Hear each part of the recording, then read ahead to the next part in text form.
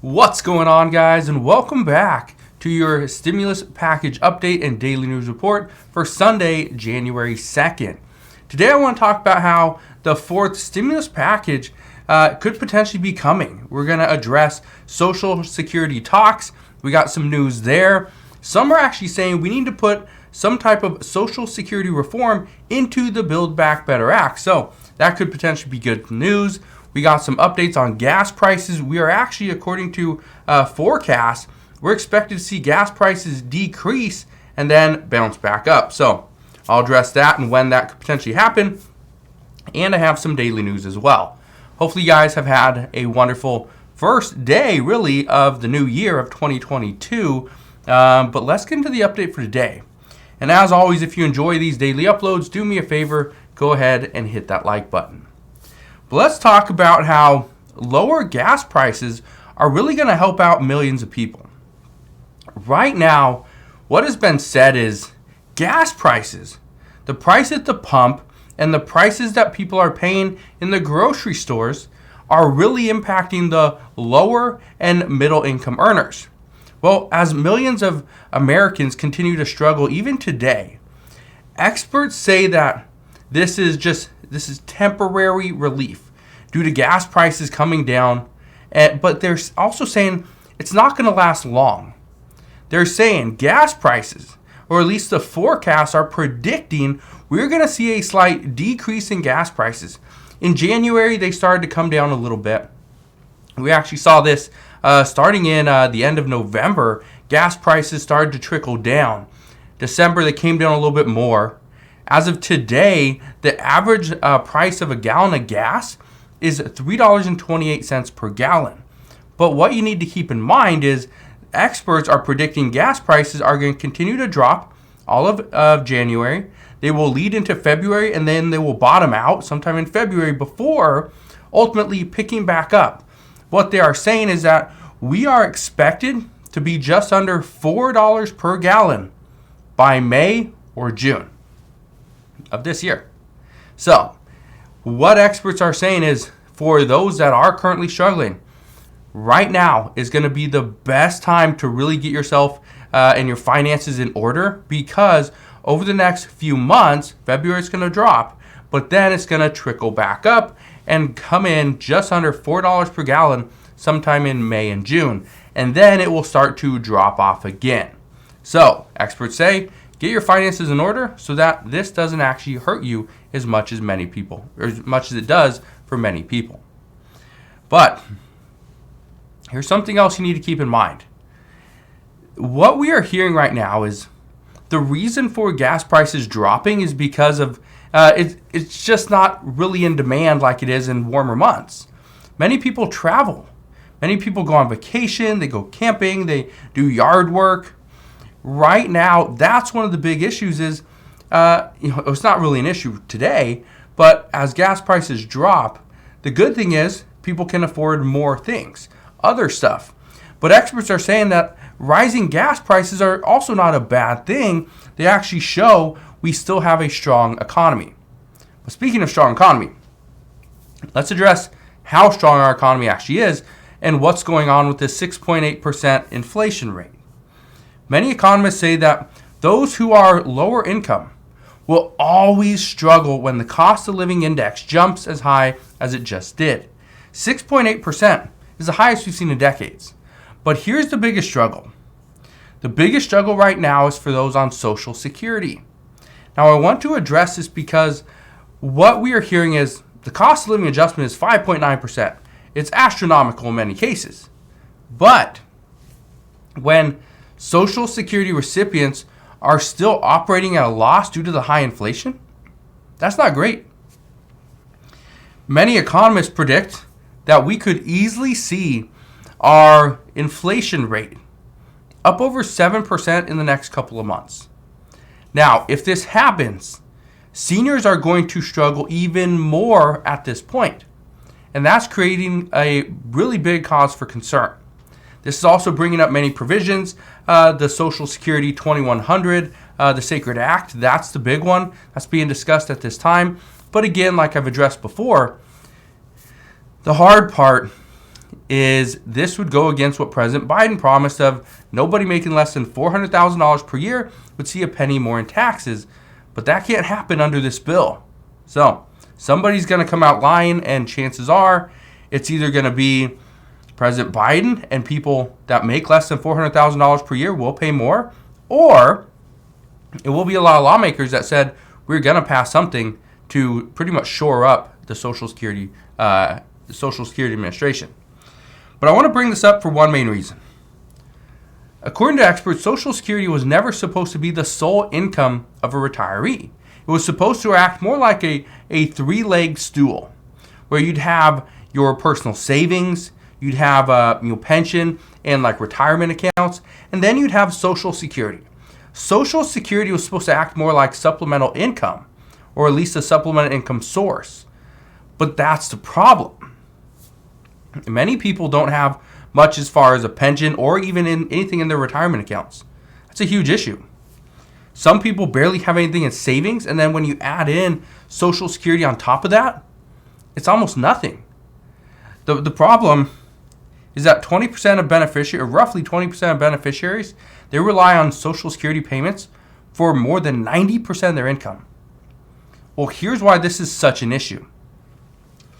If you include the fact that Social Security will need to stop paying 100% of benefits, probably by 2023, due to the fact that the estimates show that Social Security will only be able to pay about 76% of benefits come 2033.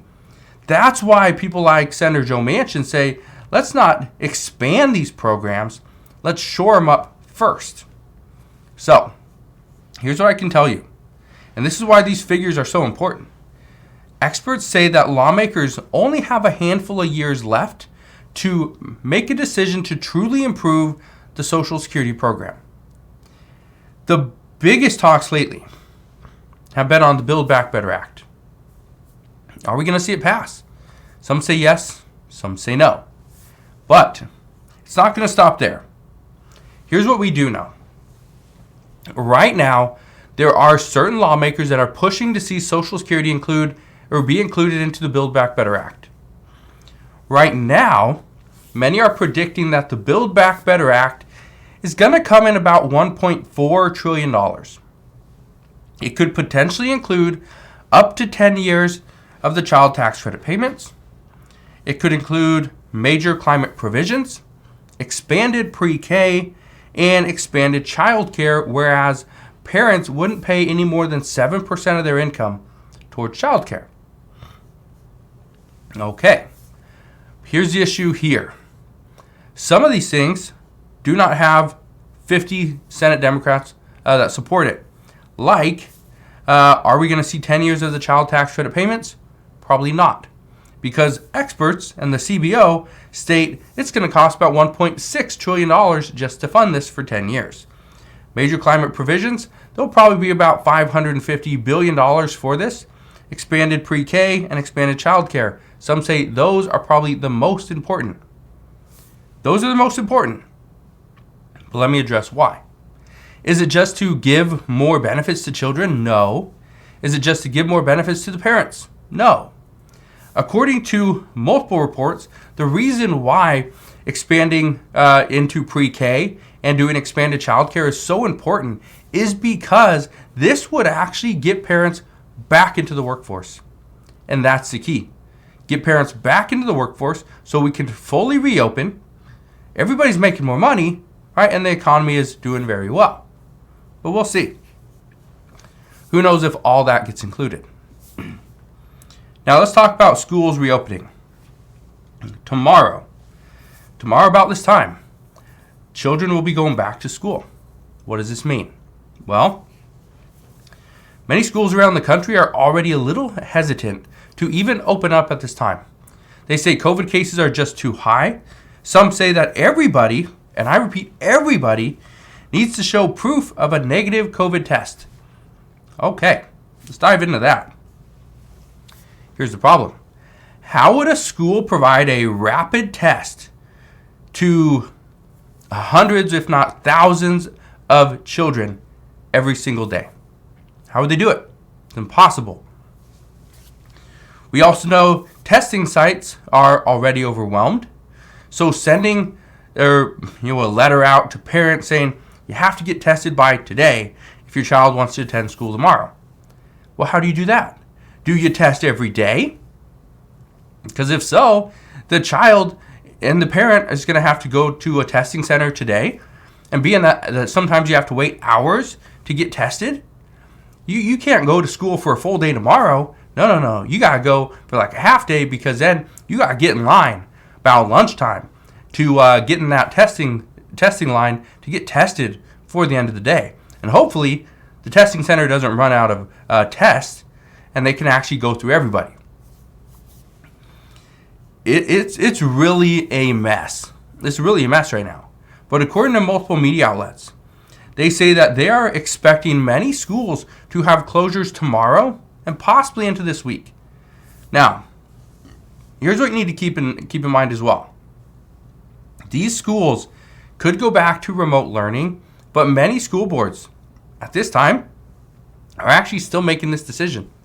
We're a day away from students going back to school, and some school boards are still trying to make the decision as to, should we go to remote learning? Should we just open up?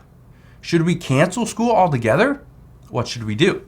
So again, a lot of questions right now, and we're a day away from students going back to school. But right now, the U.S. is averaging a little over 399,000 COVID cases over 7 days. This is a new high. Back last year in 2021, in January, we saw our highest COVID case counts ever at that time. We had an average for 7 days. The peak was actually 254,000 COVID cases. We could easily top that in the next few days. Seriously, that's not great news. But many wonder if there is a delay in deaths due to COVID. Because what we're seeing is we are actually seeing a huge increase in COVID cases right now. But at the same time, deaths have been pretty steady. So some are wondering if this is something that we need to watch for, or is this just part of that delay? So that's what we know at this time. Again, there's a lot of questions going on regarding schools, Social Security, stimulus, the Build Back Better Act, the economy, and everything in between. But one thing I can promise you, we will have more answers very soon. Congress is coming back to Washington this week. We're going to have this in the next couple weeks. We are actually going to have, good news, we got a new jobs report coming out. That will be coming out, I believe, this Friday. And then we also have the CPI data, which will be huge as well. And this is going to give us a good indication as to, are we going to see inflation somewhat come down, see deflation, or is it going to jump up into the 7% range? So as I know more, I promise I'll be back to share all the latest news and updates. Again, just want to thank you guys for watching. Have a wonderful rest of your Sunday. If you enjoyed today's video, do me a favor, go ahead, hit that like button. It really does help out the channel. Consider subscribing, and I'll see you guys on the next one.